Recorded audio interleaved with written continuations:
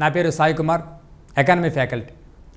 ఈరోజు మన 2 తెలుగు రాష్ట్రాల్లో కూడా ఎంతోమంది నిరుద్యోగులను ఉద్యోగులుగా తీర్చిదిద్దుతున్నటువంటి సంస్థ, ఏకైక సంస్థ ఏది అంటే మన S&S పబ్లికేషన్స్.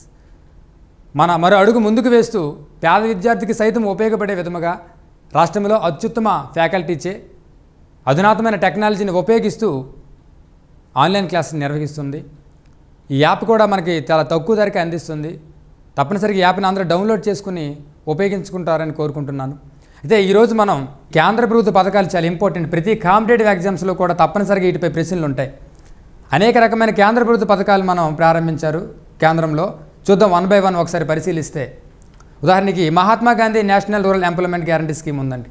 సో లేటెస్ట్గా దీనికోసం ఇది ఎప్పుడు ప్రారంభించారు, దీని కింద ఎవరు లబ్ధి పొందుతున్నారు, దీని యొక్క ఉద్దేశం ఏంటి, లేటెస్ట్ బడ్జెట్లో దీనికి ఎంత కేటాయించారు అనే విషయాలు కూడా మనం తెలుసుకోవాలి. అలాగే దీంతో పాటుగా మరికొన్ని పథకాలు ఉంటాయి. అలాగే దీంతో పాటుగా మహాత్మా గాంధీ నేషనల్ రూరల్ అమృత్ ఉంది.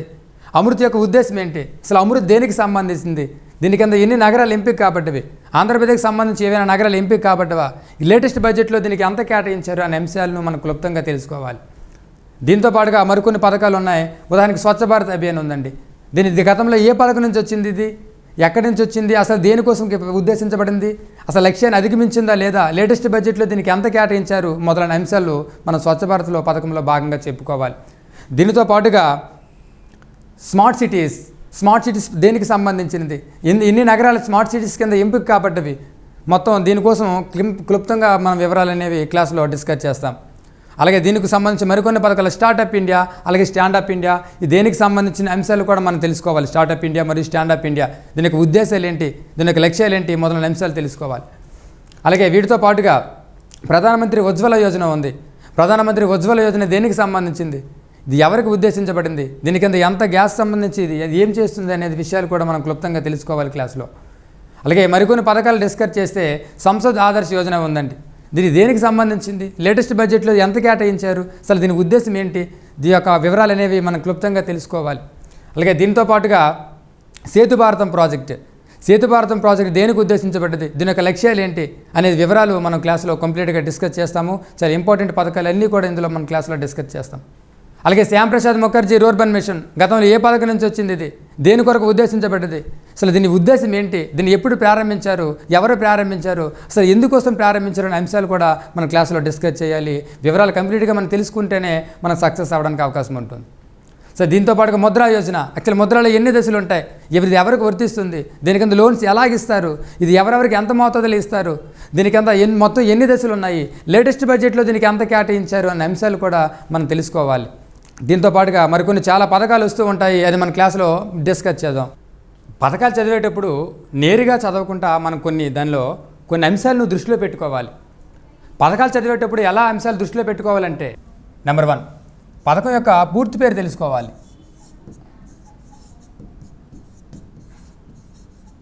నెంబర్ 1 పథకం యొక్క పూర్తి పేరు ఏంటో నువ్వు తెలుసుకోవాలి. అది ఏ పథకమైనా సరే పథకం యొక్క పూర్తి పేరు ఏంటో తెలుసుకోవాలి, ఎందుకంటే దాని నుంచి ఖచ్చితంగా ప్రశ్న రావచ్చు. ఉదాహరణకి MGNREGS ఉందండి, MGNREGS ఉంది, లేదా స్వచ్ఛ భారత్ అభియాన్ ఉంది, లేదా అటల్ పెన్షన్ యోజన ఉంది. దీని యొక్క పూర్తి పేరు ఏంటి తెలుసుకోవాలి, ఖచ్చితంగా ప్రశ్న రావడానికి అవకాశం ఉంటుంది.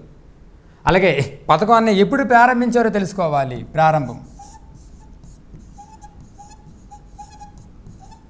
ఎప్పుడు ప్రారంభించారో ఎందుకు తెలుసుకోవాలంటే, కొన్ని పథకాలను కొందరు మహానీయులు పుట్టినరోజున ప్రారంభించవచ్చు. ఉదాహరణకి స్వచ్ఛ భారత్ అభియాన్ ఉంది మనకి, అక్టోబర్ 2 అంటే గాంధీ జయంతి రోజున ప్రారంభించారు. అలాగే బాల స్వచ్ఛత మిషన్ అనే ప్రోగ్రాం ఉంది మనకి, నవంబర్ 14 ప్రారంభించారు, నెహ్రూ గారి జయంతి. కాబట్టి ఇటువంటి ప్రశ్నలు కూడా రావచ్చు. కాబట్టి తప్పనిసరిగా ఎప్పుడు ప్రారంభించారనే అంశాన్ని కూడా నువ్వు దృష్టిలో పెట్టుకోవాలి. అలాగే పథకం యొక్క ఉద్దేశం ఏంటో తెలుసుకోవాలి. ఏ పథకమైనా చదివేటప్పుడు ముఖ్యంగా ఆ పథకం దేని కొరకు ఉద్దేశించబడ్డది, దాని నేపథ్యం ఏంటి, అసలు దాని యొక్క ఉద్దేశం ఏంటి అనే విషయాన్ని నేను తప్పనిసరిగా గ్రహించాలి. అలాగే నెంబర్ 4 ప్రస్తుతం ప్రారంభించిన పథకము గతంలో ఏ పథకం నుంచి వచ్చిందో అనేది నువ్వు తప్పనిసరిగా గ్రహించాలి. ఉదాహరణకి స్వచ్ఛ భారత్ అభియాన్ పథకం ఉంది మనకి, గతంలో ఎక్కడి నుంచి వచ్చిందంటే టోటల్ శానిటేషన్ కంపెనీ అనే ప్రోగ్రాం ఉండేది 1999లో. ఈ టోటల్ శానిటేషన్ కంపెనీ 2012కి వచ్చేసరికి ఇది ఎలా మారింది, నిర్మల్ భారత్ అభియాన్గా మారింది. ఈ నిర్మల్ భారత్ అభియానే 2014 అక్టోబర్ 2న స్వచ్ఛ భారత్ అభియాన్గా మారింది. ఇలా గతంలో ప్రస్తుతం ప్రారంభించబడిన పథకము గతంలో ఏ పథకం నుంచి వచ్చిందో అనే అంశాన్ని తప్పనిసరిగా నువ్వు గ్రహించాలి. ఖచ్చితంగా దీని నుంచి ప్రశ్న రావడానికి అవకాశం ఉంటుంది. అలాగే నెంబర్ 5, లబ్ధిదారులు ఎవరో గుర్తించాలి. లబ్ధిదారు అంటే ఈ పథకం ఎవరికి లబ్ధి చేకూరుస్తుంది? రైతులకు లబ్ధి చేకూరుస్తుందా, లేదా చిన్నారులకు లబ్ధి చేకూరుస్తుందా, లేదా మహిళలకు లబ్ధి చేకూరుస్తుందా, లేదా విద్యార్థులకు లబ్ధి చేకూరుస్తుందా, వృద్ధులకు లబ్ధి చేకూరుస్తుందా, లేదా వికలాంగులకు లబ్ధి చేకూరుస్తుందనే అంశాన్ని దృష్టిలో పెట్టుకోవాలి. అనగా లబ్ధిదారులు ఎవరో తప్పనిసరిగా తెలుసుకోవాలి. అలాగే ఈ పథకం యొక్క ప్రయోజనాలు ఏంటో తెలుసుకోవాలి. ప్రయోజనాలు అంటే ఈ పథకాన్ని మనం ప్రారంభించడం వల్ల దీనికి ఏమైనా ప్రయోజనాలు ఉన్నాయా? ఆ ప్రయోజనాలు ఉంటే తప్పనిసరిగా నువ్వు తెలుసుకోవాల్సిన అవసరం ఉంది. అలాగే టార్గెట్స్ ఏమైనా ఉంటే టార్గెట్స్ని కూడా ఖచ్చితంగా గుర్తుపెట్టుకోవాలి. టార్గెట్స్, లక్ష్యాలు. టార్గెట్స్ ఉదాహరణకి ప్రధానమంత్రి ఆవాస్ యోజన ఉంది. ప్రధానమంత్రి ఆవాస్ యోజన యొక్క లక్ష్యం ఏంటి? 2022 నాటికి దేశంలో ప్రజలందరికీ కూడా ఇల్లు నిర్మించాలనేది లక్ష్యం. ప్రధానమంత్రి ఆవాస్ యోజన లక్ష్యం. ఇలా ఏవైనా పథకాలకు సంబంధించి లక్ష్యాలు ఉంటే తప్పనిసరిగా ఆ లక్ష్యాలని నువ్వు తప్పనిసరిగా తెలుసుకోవాలి. అలాగే నెంబర్ 8, లేటెస్ట్ బడ్జెట్లో ఆ పథకానికి సంబంధించిన కేటాయింపులు ఎలా ఉన్నవే తెలుసుకోవాలి. ఉదాహరణకి లేటెస్ట్ 2020-21 బడ్జెట్లో స్వచ్ఛ భారత్ మిషన్కి ఎంత కేటాయించారు, లేదా MGNREGSకి ఎంత కేటాయించారు, లేదా ప్రధానమంత్రి ఆవాస్ యోజనకి ఎంత కేటాయించారు, లేదా అటల్ పెన్షన్ యోజన కింద ఎంత కేటాయించారు. ఇలా ప్రస్తుతం లేటెస్ట్ బడ్జెట్లో ఈ పథకాలకు సంబంధించి కేటాయింపులు కూడా తెలుసుకోవాలి. ఇలా ఈ క్రమ పద్ధతిని నువ్వు చదివితే ప్రశ్న ఎలాగిచ్చినా సరే నువ్వు ఖచ్చితంగా ఆన్సర్ చేయడానికి అవకాశం ఉంటుంది. పథకాలు చదివేటప్పుడు ఖచ్చితంగా ఈ సిస్టమేటిక్ని కంప్లీట్గా దీన్ని అర్థం చేసుకొని చదవాలి. ఈ క్రమ పద్ధతిని అనుసరించుకొని చదివితే వాడు ప్రశ్న ఎలాగిచ్చినా సరే తప్పనిసరిగా నువ్వు అటెండ్ చేయడానికి అవకాశం ఉంటుంది. అయితే ఈరోజు మన క్లాసులో ఒక వ్యూ చెప్తాను, తర్వాత కంప్లీట్గా దానికోసం డిస్కస్ చేస్తాను. మన దేశంలో గ్రామీణ ప్రాంతాలకు సంబంధించిన పథకాలు ఉన్నాయి. అలాగే పట్టణ ప్రాంతాలకు సంబంధించిన పథకాలు ఉన్నాయి. అలాగే అఖిల భారత స్థాయి పథకాలు ఉన్నాయి. అలాగే లేటెస్ట్ పథకాలు చాలా ఉన్నాయి. అలాగే సామాజిక భద్రతా పథకాలు ఉన్నాయి. ఇప్పుడు ఒకసారి వ్యూ చెప్తాను. పథకాల యొక్క విలీనం ఎవల్యూషన్ ఎలా ఉందో ఒకసారి పరిశీలిద్దాం. పథకాల యొక్క ఎవల్యూషన్ ఎలా ఉందో ఒకసారి పరిశీలిస్తే స్టార్టింగ్లో గ్రామీణ ప్రాంతంలో ప్రారంభించిన పథకాలు ఏంటో ఒకసారి పరిశీలిద్దాం. గ్రామీణ ప్రాంతంలో ప్రారంభించిన రూరల్ ఏరియాలో యాక్చువల్గా గ్రామీణ ప్రాంతంలో 2 రకాల పథకాలు ఉంటాయి. వేజ్ ఎంప్లాయ్మెంట్ స్కీమ్స్ మరియు సెల్ఫ్ ఎంప్లాయ్మెంట్ స్కీమ్స్. అంటే స్వయం ఉపాధి పథకాలు అంటే వేజ్ ఎంప్లాయ్మెంట్ స్కీమ్స్ అంటే వేతన ఉపాధి పథకాలు, సెల్ఫ్ ఎంప్లాయ్మెంట్ స్కీమ్స్ అంటే స్వయం ఉపాధి పథకాలు అని 2 రకాల పథకాలు ఉంటాయి. ఎక్కడ? గ్రామీణ ప్రాంతాల్లో, రూరల్లో. Wage employment and self employment. Wage employment programmes అలాగే సెల్ఫ్ ఎంప్లాయ్మెంట్ ప్రోగ్రామ్స్. అంటే వేతన ఉపాధి పథకాలు, స్వయం ఉపాధి పథకాలు అనే 2 రకాల పథకాలు ఉంటాయి గ్రామీణ ప్రాంతంలో. ఇప్పుడు చెప్పబోయేది భారతదేశంలో గ్రామీణ ప్రాంతాల పథకాలు చెప్తున్నాను. ఎవల్యూషన్ చెప్తాను, కంప్లీట్గా దానికోసం ఎక్స్ప్లెయిన్ చేస్తాను. చేసే ముందు రూరల్లో వేతన ఉపాధి పథకాలు, స్వయం ఉపాధి పథకాలు అనే 2 రకాల పథకాలు ఉంటాయి. అందులో వేతన ఉపాధి పథకాలు అంటే తెలుసు కదా, అంటే గవర్నమెంట్ నేరుగా మనకు పని కల్పిస్తుంది, పని కల్పించి వేతనం ఇస్తుంది, అది వేతన ఉపాధి పథకాలు. మరి స్వయం ఉపాధి పథకాలు అంటే ఏంటి? గవర్నమెంట్ నేరుగా మనకు పని కల్పించదు, కానీ మనకు ఉపాధికి అవసరమైనటువంటి శిక్షణ ఇస్తుంది, లేదా బ్యాంకుల నుంచి కానీ విత్త సంస్థల నుంచి కానీ మనకు రుణాలు ఇస్తుంది. తద్వారా మనం సెల్ఫ్ ఎంప్లాయ్మెంట్ కలిగి ఉండవచ్చు. ఇలా గ్రామీణ ప్రాంతంలో వేజ్ ఎంప్లాయ్మెంట్ స్కీమ్స్ అలాగే సెల్ఫ్ ఎంప్లాయ్మెంట్ స్కీమ్స్ అనే 2 రకాల పథకాలు సపరేట్గా ఉంటాయి. అందులో first one wage employment schemes లేదా వేజ్ ఎంప్లాయ్మెంట్ ప్రోగ్రామ్స్ని ఒకసారి పరిశీలిస్తే వేతన ఉపాధి పథకాలు. వేతన ఉపాధి పథకాలు ఒకసారి ఎవల్యూషన్ చెప్తున్నాను, దాని తర్వాత దానికోసం కంప్లీట్గా మనం డిస్కస్ చేద్దాం. గతంలో FWP అనే పథకం ఉండేదండి. FWP 1977-78లో FWP అనే పథకం ఉండేది. ఇప్పుడు ఎవల్యూషన్ చెప్తాను, దానికోసం కంప్లీట్ డీటెయిల్స్ మన క్లాసులో వస్తాయి. FWP అంటే ఫుడ్ ఫర్ వర్క్ ప్రోగ్రామ్ ఉండేది 1977-78లో. వ్యవసాయ పనులు లేని కాలంలో పని కల్పించాలి అనే ఉద్దేశంతో 1977-78లో ఫుడ్ ఫర్ వర్క్ ప్రోగ్రామ్ని ప్రారంభించాం. ఇదే తరువాత కాలంలో దేనిగా మారిందంటే NREPగా మారింది. NREP ఇప్పుడు 1980లో. అంటే NREP అంటే నేషనల్ రూరల్ ఎంప్లాయ్మెంట్ ప్రోగ్రామ్. అంటే గతంలో ఉన్న FWPని పునర్నిర్మించి NREPగా మార్చినారు. అంటే ప్రజెంట్ ఎన్ని పథకాలు ఉన్నాయి? ఉదాహరణకి NREP ఉంది ఇప్పుడు 1980లో. గతంలో FWPనే పునర్నిర్మించి NREPగా మార్చినారు 1980లో. ఎన్ఆర్ఈపీ తర్వాత 1983లో మరొక పథకం వచ్చింది. ఆర్ఎల్ఈజీపీ అనే పథకం వచ్చింది. ఆర్ఎల్ఈజీపీ అంటే rural landless employment guarantee programme. పేరులో ఉంది rural landless employment guarantee programme. అంటే గ్రామీణ ప్రాంతంలో ఎవరికైతే భూమి ఉండదో అటువంటి వారికి, భూమి లేని వారికి ఇది ఉపాధిని అందిస్తుంది, వేతన ఉపాధిని అందిస్తుంది. ఇప్పుడు ఎన్ని పథకాలు ఉన్నాయి? 2. ఏంటివి? ఎన్ఆర్ఈపీ మరియు ఆర్ఎల్జీపీ. ఎందుకంటే గతంలో ఎఫ్డబ్ల్యూపీ ఇప్పుడు ఎన్ఆర్ఈపీగా మారిపోయింది 1980కి. ఆ ఎన్ఆర్ఈపీ తర్వాత మన పథకం వచ్చిందని చెప్పాను 1983లో ఆర్ఎల్జీపీ. ఇప్పుడు 2 పథకాలు ఉన్నాయి. ఏంటివి? ఎన్ఆర్ఈపీ, ఆర్ఎల్జీపీ. ఈ 2 లక్షణాలు కూడా ఒకే విధంగా ఉండడంతో ఈ రెండింటినీ కలిపి 1989లో జేఆర్వైగా మార్చారు. జవహర్ రోజ్గార్ యోజనగా మార్చారు 1989లో. ఇప్పుడు ఎన్ని ఉన్నాయి? ఒకటే జేఆర్వై. అయితే జేఆర్వై తరువాత కాలంలో ఇది పేరుని ఏం చేశారు? జేఆర్వై పేరునే జేజీఎస్వైగా మార్చారు. 1999లో. జేజీఎస్వై అంటే జవహర్ గ్రామ్ సమృద్ధి యోజన. జవహర్ గ్రామ్ సమృద్ధి యోజనగా మార్చారు. గతంలో జేఆర్వైనే జేజీఎస్వైగా మార్చినారు 1999లో. ఇప్పుడు జేజీఎస్వై ఉంది. జేజీఎస్వై కంటే ముందు 1993లో ఈఏఎస్ అనే పథకం వచ్చింది. 1993లో ఈఏఎస్ అంటే ఎంప్లాయ్మెంట్ అష్యూరెన్స్ స్కీమ్. కొండ ప్రాంతంలో ఉన్నవారికి, క్షామపీడిత ప్రాంతంలో ఉన్నవారికి ఉపాధిని అందిస్తుంది. మరలా ఈ 2 లక్షణాలు ఒకే విధంగా ఉండడంతో ఈ రెండింటిని ఏం చేశారంటే కలిపివేసి ఏం పేరు పెట్టారు? ఎస్జీఆర్వై అని పేరు పెట్టారు. ఎస్జీఆర్వై. ఇప్పుడు 2001లో. ఇప్పుడు ఎన్ని ఉన్నాయి? ఒకటే ఎస్జీఆర్వై. ఎస్జీఆర్వై తర్వాత మరొక స్కీమ్ ప్రారంభించారు. దాని పేరు ఎన్ఎఫ్ఎఫ్డబ్ల్యూపీ.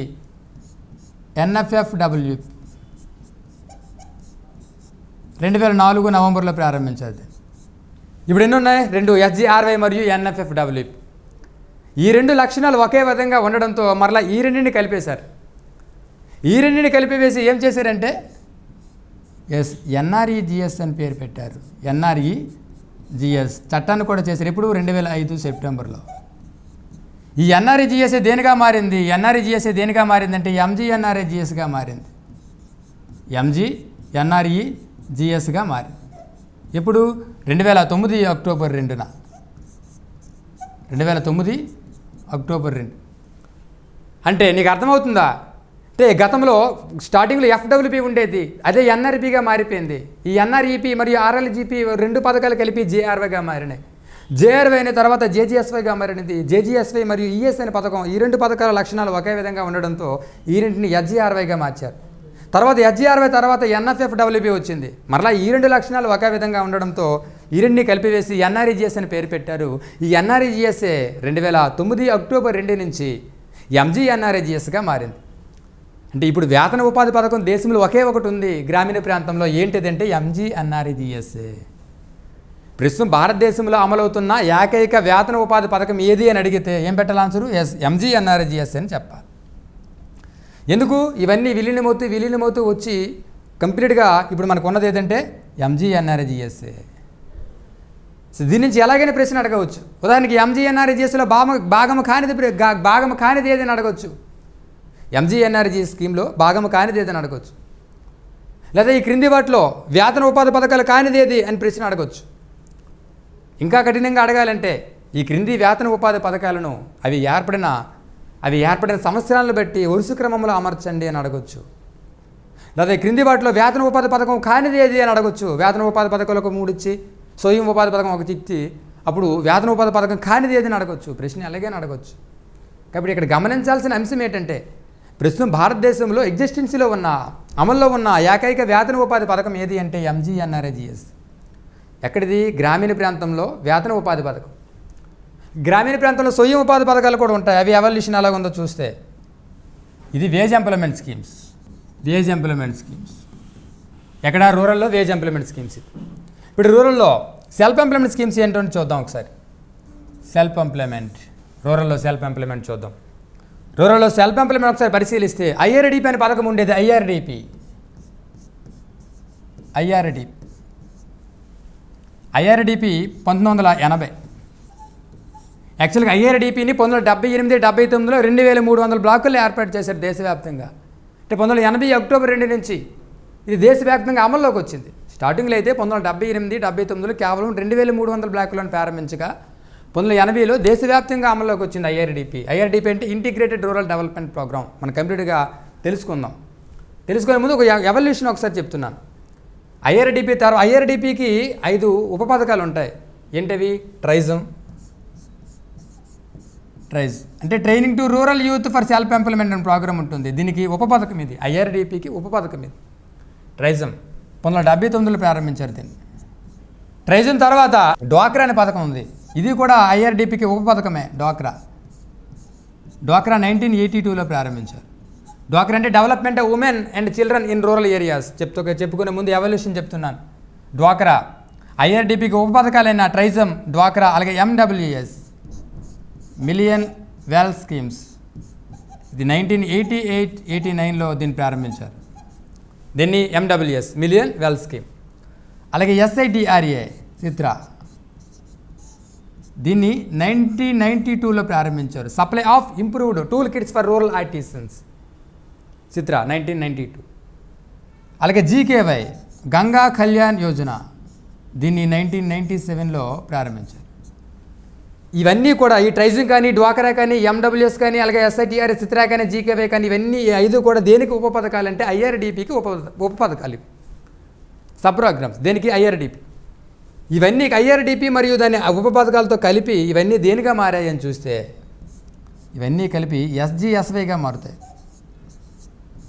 ఎస్జిఎస్వై ఎప్పుడు 1999లో ఇవన్నీ కలిపి దేనిగా మారుతాయి అంటే ఎస్జిఎస్వై స్వర్ణ జయంతి గ్రామ్ స్వరాజ్ గారి యోజనగా మారుతాయి. ఈ ఎస్జిఎస్వై తరువాత కాలంలో దేనిగా మారుతుంది అంటే ఎన్ఆర్ఎల్ఎంగా మారుతుంది. ఎన్ఆర్ఎల్ఎం ఇప్పుడు 2011లో. ఈ ఎన్ఆర్ఎల్ఎంనే ప్రజెంట్ ఏమని పిలుస్తున్నామంటే అజీవిక. ఎన్ఆర్ఎల్ఎంని ప్రజెంట్ ఏమని పిలుస్తున్నామంటే అజీవిక. ఇప్పుడు దీన్ని బట్టి నీకేమర్థమవుతుంది? ప్రస్తుతం భారతదేశంలో గ్రామీణ ప్రాంతంలో అమలవుతున్న ఏకైక స్వయం ఉపాధి పథకం ఏదని అడిగితే అజీవిక. దానికే మరొక పేరు NRLM. National rural livelihood machine. దానికే మరొక పేరు ఎస్జిఎస్వై స్వర్ణ జయంతి గ్రామ్ స్వరాజ్ గారి యోజన. అర్థమవుతుందండి? ప్రశ్న ఎలాగైనా అడగవచ్చు. నీకు గమనించాల్సిన అంశం ఏంటంటే ప్రజెంట్ భారతదేశంలో అమలవుతున్న ఏకైక వేతన ఉపాధి పథకం ఏది అని అడిగితే ఏం పెట్టాలి ఆన్సరు? ఎంజీఎన్ఆర్ఈజిఎస్ అని పెట్టాలి. లేదు భారతదేశంలో అమలవుతున్న ఏకైక గ్రామీణ ప్రాంతంలో భారతదేశంలో అమలవుతున్న ఏకైక స్వయం ఉపాధి పథకం ఏది అని అడిగితే అప్పుడు ఏదని పెట్టాలి ఆన్సరు? అజీవిక. దానికే మరొక పేరు NRLM national rural livelihood machine. దానికే మరొక పేరు ఎస్జిఎస్వై స్వర్ణ జయంతి గ్రామ్ స్వరాజ్ గారి యోజన. ఇవి ఎక్కడ? రూరల్ అంటే రూరల్లో వేజ్ ఎంప్లాయ్మెంటు, సెల్ఫ్ ఎంప్లాయ్మెంటు అనే వర్గీకరణ ఉంది. ప్రెసిడెంట్ ఒకటి ఉంది. ఏంటి? ఎంజీఎన్ఆర్ఈజిఎస్ విలీనమవుతూ వచ్చే వేజ్ ఎంప్లాయ్మెంట్ స్కీమ్స్లో. అలాగే సెల్ఫ్ ఎంప్లాయ్మెంట్ కేవలం ఇప్పుడు ఒకటే ఉంది అజీవిక. దానికి మరొక పేరు ఎన్ఆర్ఎల్ఎం. దాన్నే ఎస్జిఎస్వై అని పిలుస్తారు. దీని నుంచి ప్రశ్న ఎలాగైనా అడగవచ్చు. దీని నుంచి ఈ సెల్ఫ్ ఎంప్లాయ్మెంట్ ప్రోగ్రామ్స్ ఇచ్చి కొన్నిచ్చి ఈ క్రింది వాటిలో సెల్ఫ్ ఎంప్లాయ్మెంట్ ప్రోగ్రామ్ కానిది ఏదని అడగవచ్చు. లేదా వేజ్ ఎంప్లాయ్మెంట్ ప్రోగ్రామ్స్ ఇచ్చి ఇందులో ఒక 3 ఇచ్చి సెల్ఫ్ ఎంప్లాయ్మెంట్ సంబంధించి ఒక పథకం ఇచ్చి ఈ క్రింది వాటిలో వేజ్ ఎంప్లాయ్మెంట్ ప్రోగ్రామ్ కానిది ఏదని అడగవచ్చు. ప్రశ్న ఇవి ఏర్పడిన సంవత్సరాలు బట్టి వరుస క్రమంలో అమర్చండి అని కఠినం కూడా అడగవచ్చు. ఎలాగైనా అడగడానికి అవకాశం ఉంటుంది. కాబట్టి ఈ ఎవల్యూషన్ అర్థం చేసుకోవాలి. అదే నువ్వు గమనించాల్సిన ఒకే ఒక అంశం ఏంటి? ప్రజెంట్ భారతదేశంలో గ్రామీణ ప్రాంతంలో అమలవుతున్న ఏకైక వేతన ఉపాధి పథకం ఏది అంటే ఎంజీఎన్ఆర్ఈజిఎస్. లేదు ప్రజెంట్ భారతదేశంలో గ్రామీణ ప్రాంతంలో అమలవుతున్న ఏకైక స్వయం ఉపాధి పథకం ఏది అంటే అజీవిక. దానికి మరొక పేరు ఎన్ఆర్ఎల్ఎం. దానికి మరొక పేరు ఎస్జిఎస్వై అని పెట్టాలి. ఎక్కడిది? రూరల్లో. కాబట్టి రూరల్లో సెల్ఫ్ ఎంప్లాయ్మెంటు, వేజ్ ఎంప్లాయ్మెంటు అనే వర్గీకరణ ఉంది. ఇప్పుడు అర్బన్లో చూస్తే అర్బన్ స్కీమ్స్ను ఒకసారి పరిశీలిస్తే పట్టణాల్లో వచ్చేసరికి ఇక్కడ సెల్ఫ్ ఎంప్లాయ్మెంటు, వేజ్ ఎంప్లాయ్మెంట్ అనే వర్గీకరణ ఉండదు అర్బన్లో. రూరల్లో మాత్రం స్వయం ఉపాధి పథకాలు, వేతన ఉపాధి పథకాలు అని క్లాసిఫికేషన్ ఇచ్చాడు. కానీ అర్బన్లో మాత్రం, పట్టణాల్లో మాత్రం స్వయం ఉపాధి పథకాలు మరియు వేతన ఉపాధి పథకాలు రెండు కూడా ఒకటే. సెల్ఫ్ ఎంప్లాయ్మెంట్ మరియు వేజ్ ఎంప్లాయ్మెంట్ రెండు కూడా ఒకటే. ఎక్కడ? అర్బన్లో. ఇక్కడ క్లాసిఫికేషన్ ఉంటుంది. ఒకసారి చూద్దాం అర్బన్లో ఎలా ఉన్నాయో. 1986లో ఎస్ఈపియుపి సెపప్. 1986లో ఈ ప్రోగ్రాం ఉండేది. ఎస్ఈపియుపి సెపప్. Self employment program for urban poor అనే పథకం ఉండేది. ఇప్పుడు 1986. ఇదే తరువాత కాలంలో దేనిగా మార్చారంటే దీన్నే ఎన్ఆర్వైగా మార్చారు 1989లో. ఎన్ఆర్వై అంటే నెహ్రూ రోజ్గార్ యోజన. నెహ్రూ రోజ్గార్ యోజన పట్టణాల్లో సంబంధించిన పథకం. ఒకసారి గ్రూప్ 2లో ఒక ప్రశ్న ఏమి అడిగాడంటే ఎన్ఆర్వై అనేది ఆప్షన్ 1 స్వయం ఉపాధి పథకము, ఆప్షన్ 2 వేతన ఉపాధి పథకము, ఆప్షన్ 3 స్వయం మరియు వేతన ఉపాధి పథకము, ఆప్షన్ 4 పైవేవీ కాదు అని అడిగాడు. ఆ ప్రశ్న ఆన్సర్ చేసే ముందు గతంలో సెపప్ అనేది ఉండేది, అదే దేనిగా మారింది? ఎన్ఆర్వైగా మారింది. అయితే ఎన్ఆర్వైలో మరలా 3 ఉప పథకాలు ఉంటాయి. ఎస్యుఎంఈ సుమే, ఎస్యుడబ్ల్యూఈ సువే, అలాగే ఎస్హెచ్ఏఎస్యు షాస్. అంటే సుమే అంటే scheme of urban micro enterprises, సువే అంటే scheme of urban wage employment, షాషు అంటే scheme of urban housing and shelter upgradation. ఇవన్నీ కూడా ఎందులో భాగాలు అంటే ఎన్ఆర్వైలో భాగాలు. ఇక్కడ మైక్రో ఎంటర్ప్రైజెస్ అంటే సెల్ఫ్ ఎంప్లాయ్మెంట్కి సంబంధించింది. అలాగే ఎస్యుడబ్ల్యూఈ అంటే ఇది wage employment, scheme of urban wage employment. కాబట్టి ఎన్ఆర్వై అనేది బోత్ సెల్ఫ్ అండ్ వేజ్. కాబట్టి ఆన్సర్ ఏమవుద్ది? ఎన్ఆర్వై అనేది స్వయం మరియు వేతన ఉపాధి పథకం. ఎక్కడ? పట్టణాల్లో. ఎందుకంటే పట్టణాల్లో సపరేట్గా ఉండవు, రెండు కూడా కలిసే ఉంటాయి. ఏంటి? సెల్ఫ్ మరియు వేజ్. గతంలోని సెపప్ దేనిగా మారింది? ఎన్ఆర్వైగా మారింది. ఎప్పుడు? 1989లో. అయితే 1989లో మారితే, అలాగే 1991లో 1991లో యూబీఎస్పీ అనే పథకం వచ్చింది. UBSP urban basic services for poor అనే పథకం వచ్చింది. ఎప్పుడు? 1991లో. దీని తరువాత కాలంలో పిఎంఐ యూపీఈపీ అనే పథకం వచ్చింది. పిఎంఐ యూపీఈపీ అనే పథకం ఎప్పుడు వచ్చిందని చూస్తే 1995లో వచ్చింది. ఈ 3 పథకాలను కలిపేశారు. దేన్ని? NRY, UBSP, PMI UPEP. ఈ మూడింటిని కలిపివేసి దేనిగా మార్చారంటే ఎస్జేఎస్ఆర్వైగా మార్చారు. ఎప్పుడు? 1997లో. ఎస్జేఎస్ఆర్వై అంటే అర్థం ఏంటి? ఎస్జేఎస్ఆర్వై అంటే స్వర్ణ జయంతి సహారీ రోజ్గార్ యోజన. స్వర్ణ జయంతి సహారీ రోజ్గార్ యోజన. ఈ ఎస్జేఎస్ఆర్వై తరువాత కాలంలో 2009లో దేనిగా మారింది? ఎన్యుఎల్, నేషనల్ అర్బన్ లైవ్లీహుడ్ మిషన్, అంటే జాతీయ పట్టణ జీవనోపాధి మిషన్గా మారింది. కాబట్టి ప్రస్తుతం భారతదేశంలో పట్టణాల్లో అమలవుతున్న ఏకైక స్వయము మరియు వేతన ఉపాధి పథకము ఏది అని అడిగితే, పట్టణాల్లో భారతదేశంలో ప్రస్తుతం పట్టణాల్లో అమలవుతున్నటువంటి ఏకైక స్వయము మరియు వేతన ఉపాధి పథకం ఏది అని అడిగితే ఏం పెట్టాలి ఆన్సరు? ఎన్యుఎల్ఎం లేదా ఎస్జేఎస్ఆర్వై. అర్థమవుతుందండి? ఇక్కడ మీరు గమనించాల్సిన అంశాలు ఏంటంటే, నెంబర్ 1, ప్రజెంట్ భారతదేశంలో గ్రామీణ ప్రాంతంలో అమలవుతున్న ఏకైక వేతన ఉపాధి పథకం ఏది అంటే ఎంజీఎన్ఆర్ఈజీఎస్ అని గుర్తుకు రావాలి. ఎంజీఎన్ఆర్ఈజీఎస్. లేదు, గ్రామీణ ప్రాంతంలో ప్రస్తుతం అమలవుతున్న ఏకైక స్వయం ఉపాధి పథకం ఏదని అడిగాడు అనుకోండి, ఏం గుర్తుకు రావాలి నీకు? ఎస్జీఎస్వై లేదా ఆజీవిక లేదా ఎన్ఆర్ఎల్ఎం. లేదు, ప్రస్తుతం భారతదేశంలో పట్టణాల్లో అమలవుతున్న ఏకైక స్వయం మరియు వేతన ఉపాధి పథకం ఏది అని అడిగితే అప్పుడు ఆన్సర్ ఏం చేయాలి?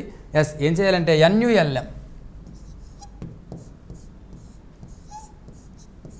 దానికే మరొక పేరు, లేదా ఎస్జేఎస్ఆర్వై. ఎస్జేఎస్ఆర్ యొక్క ఎవల్యూషన్ నిన్ను కంప్లీట్గా తెలుసుకుంటేనే ఖచ్చితంగా ప్రశ్న ఎలాగొచ్చినా సరే ఖచ్చితంగా నువ్వు గుర్తించడానికి అవకాశం ఉంటుంది. ఇప్పుడు మనం చాలా కాంపిటేటివ్ ఎగ్జామ్స్ చాలా ఇంపార్టెంట్, సచివాలయం కానీ గ్రూప్ 2 కానీ.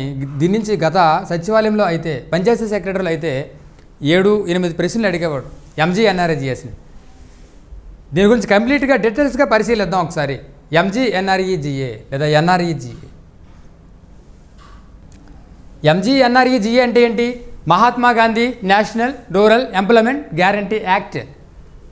అంటే ముందుగా ఎన్ఆర్ఈజీఏ యాక్ట్ వచ్చింది, అదే 2009 అక్టోబర్ 2న ఎన్ఆర్ఈజీఎస్ఏ ఎంజీఎన్ఆర్ఈజీఎస్గా మారిందని చెప్పాను.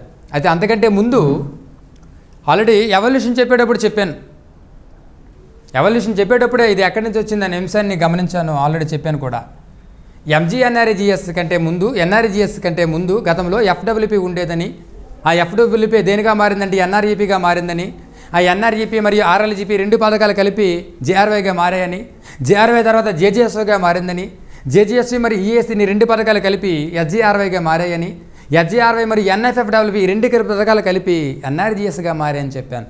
అంటే ఎన్ఆర్జీఎస్ అనేది ఏ పథకాల నుంచి వచ్చిందంటే ఎస్జీఆర్వై మరియు NFFW. Sampoorna Grameen Rozgar Yojana, national food for work programme, ఈ రెండు పథకాలను విలీనం చేసి ఎన్ఆర్ఈజీఏ అది పేరు పెట్టారు.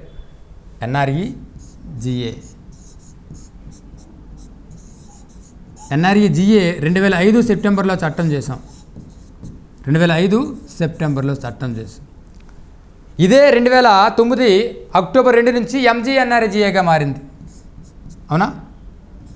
2009 అక్టోబర్ 2న గాంధీ జయంతి సందర్భంగా Mahatma Gandhi national rural employment guarantee act లేదా స్కీమ్ ఏదైనా ఒకటే. దీని యొక్క చరిత్రను ఒకసారి పరిశీలిస్తే, ఎంజీఎన్ఆర్ఈజీఎస్ యొక్క చరిత్రను పరిశీలిస్తే, దీన్ని మొదటిసారిగా దేశంలో మొదట్లో వెనుకబడిన 200 జిల్లాల్లో ప్రారంభించారు. దీన్ని మొదట్లో అయితే వెనుకబడిన 200 జిల్లాల్లో ప్రారంభించారు మొదటి దశలో చూస్తే. రెండవ దశలో మరొక 330 జిల్లాలకు పెంచారు. తర్వాత 2008 ఏప్రిల్ 1 నుంచి దీన్ని దేశవ్యాప్తంగా విస్తరించారు. అన్ని గ్రామీణ జిల్లాలకు కూడా విస్తరించారు. ఎప్పటి నుంచి? 2008 ఏప్రిల్ 1 నుంచి. అయితే ప్రస్తుతం ఇండియాలో మొత్తం 693 జిల్లాల్లో 2,65,068 గ్రామ పంచాయతీలు అమలవుతుంది. అది ఇండియాలో మొత్తం 693 జిల్లాలు, అలాగే 2,65,068 గ్రామ పంచాయతీల్లో అమలవుతుంది. ఒకసారి ఏపీలో చూస్తే, ఏపీలో 13 జిల్లాల్లో,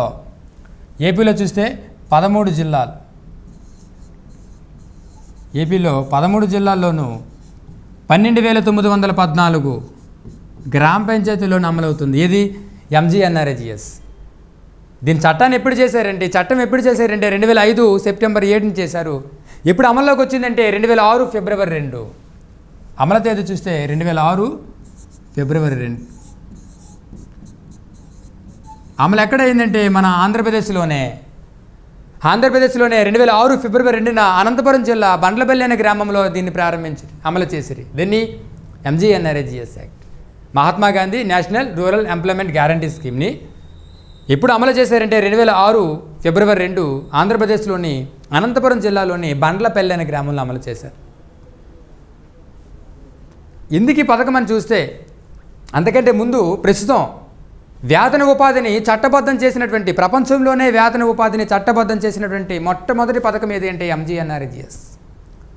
ప్రపంచంలోనే అతిపెద్ద ప్రజాపనుల కార్యక్రమం ఏది అంటే ఎంజీఎన్ఆర్ఈజీఎస్ఏ. దీని బెల్జియం ఆర్థికవేత్త జీన్ రీజ్ అభివృద్ధి చేసి, అయితే ఒకసారి ఈ చట్టంలోని ముఖ్యాంశాలు పరిశీలిస్తే, ఈ ఎన్ఆర్ఈజీఎస్ లేదా ఎంజీఎన్ఆర్ఈజీఎస్లోని చట్టంలో ఒకసారి ముఖ్యాంశాలు పరిశీలిస్తే, చట్టంలో ముఖ్యాంశాలు ఏంటి? ఒకసారి ముఖ్యాంశాలు ఏంటో పరిశీలిద్దాం ఒకసారి. నెంబర్ 1, ప్రతి ఆర్థిక సంవత్సరంలో కూడా కనీసం ఒకరికి వ్యవసాయ పనులు లేని కాలంలో 100 రోజులు తక్కువ కాకుండా పని కల్పించాలి. కనీసం 100 రోజులు కల్పించాలి. ప్రతి ఆర్థిక సంవత్సరంలో కూడా కుటుంబంలో కనీసం ఒకరికైనా 100 రోజులు తక్కువ కాకుండా పని కల్పించాలి అనేది చట్టంలో పేర్కొన్నారు. 100 రోజులు, కనీసం 100 రోజులైనా పని కల్పించాలి.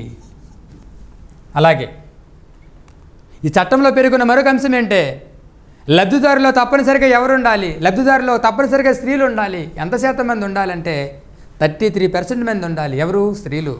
33% లేదా 1/3, 1/3 వంతు లేదా 33% లబ్ధిదారులు ఎవరు ఉండాలంటే స్త్రీలే ఉండాలి. అయితే ప్రజెంట్ అయితే ఎంతమంది ఉన్నారు? చట్టంలో అయితే 33% ఉండాలని పేర్కొన్నాం. కానీ ప్రజెంట్ 2019-20 నాటికైతే 55% పైగానే ఉన్నారు. సుమారుగా 55% మంది లబ్ధిదారులు స్త్రీలు ఉన్నారని చెప్పాలి. చట్టం నెంబర్ 1, కనీసం 100 రోజులు తక్కువ కాకుండా పని కల్పించాలి. కరువు ప్రాంతంలో కానీ లేదా ప్రకృతి వైపరీత్యాలు సంభవించినటువంటి ప్రాంతంలో అయితే 150 రోజుల వరకు కూడా పని కల్పిస్తారు. లబ్ధిదారులో స్త్రీలు ఎంత శాతం మంది ఉండాలి? 1/3 లేదా 33% మంది ఎవరు ఉండాలంటే స్త్రీలే ఉండాలి. అలాగే పనిచేసే ప్రదేశాలు 5 కిలోమీటర్లు దాటితే, అంటే నివసించే ప్రదేశం నుంచి పనిచేసే ప్రదేశం అనేది 5 కిలోమీటర్లు దాటితే దీని కింద 10% ట్రావెలింగ్ అలవెన్స్ని కూడా ఇస్తారు, రవాణా భత్యాన్ని కూడా ఇస్తారు.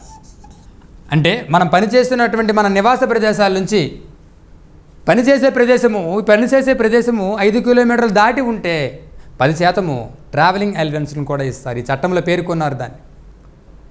అలాగే ఈ చట్టంలో పేర్కొన్న మరొక అంశాలు ఏంటని చూస్తే దీని కింద కనీస వేతనాల చట్టం 1948ని అనుసరించి కనీస వేతనాల చట్టం. సో కనీస వేతనాల చట్టం 1948 సంవత్సరాన్ని అనుసరించి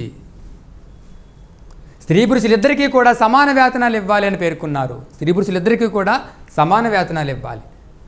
అలాగే పనిచేసే ప్రదేశాల్లో సేఫ్టీ డ్రింకింగ్ వాటర్ ఫెసిలిటీస్ని అలాగే శానిటేషన్ ఫెసిలిటీస్ని కూడా కల్పించాలి. మంచినీటి సదుపాయాలను, అలాగే పారిశుద్ధ్యం అదే శానిటేషన్ ఫెసిలిటీస్ని కూడా కల్పించాలి. అంటే పనిచేసే ప్రదేశాల్లో పనిచేస్తున్నటువంటి వారికి పిల్లలుంటే వారిని ఆడించడానికి ఆయాలను కూడా ఏర్పాటు చేయాలని చట్టం పేర్కొన్నారు. అలాగే నిరుద్యోగ భృతి గురించి కూడా ఈ చట్టంలో పేర్కొన్నారు. నిరుద్యోగ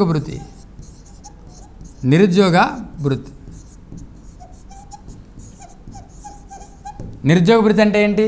మనం పని కోరిన 15 రోజుల లోపల పని కల్పించకపోతే, 15 రోజుల లోపల MGNRGSలో పని కల్పించకపోతే ఒక రోజు సగటున రోజు కూలీ ఇచ్చే వ్యక్తి జీతంలో, అంటే వ్యక్తికి రోజు దినసరి కూలీ ఇస్తారు కదా, అందులో 1/4 వంతు, మొదటి 30 రోజుల లోపల కూడా పని కల్పించకపోతే 1/4 వంతు, మిగిలిన రోజులకి 1/2 వంతు నిరుద్యోగ భృతి ఇవ్వాలి. అర్థమవుతుందండి?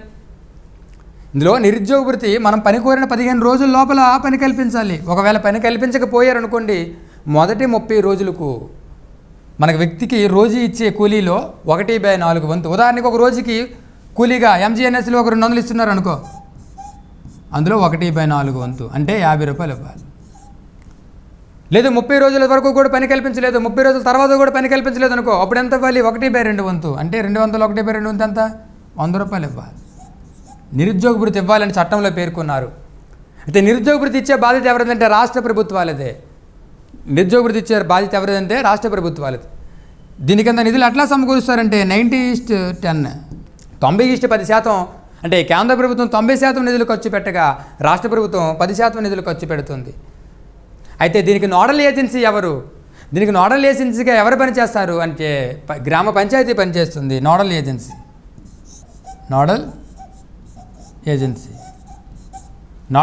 ఎవరు పనిచేస్తారంటే గ్రామ పంచాయతీ. అంటే పని ఎక్కడ కల్పించాలి, ఏ విధంగా కల్పించాలి, ఎవరికి కల్పించాలి అనేది నోడల్ ఏజెన్సీగా ఎవరు పనిచేస్తారంటే గ్రామ పంచాయతీ కల్పిస్తుందని చెప్పాలి. నోడల్ ఏజెన్సీ ఎవరంటే గ్రామ పంచాయతీ. అలాగే ఇందులో చట్టంలో పేర్కొన్న మరొక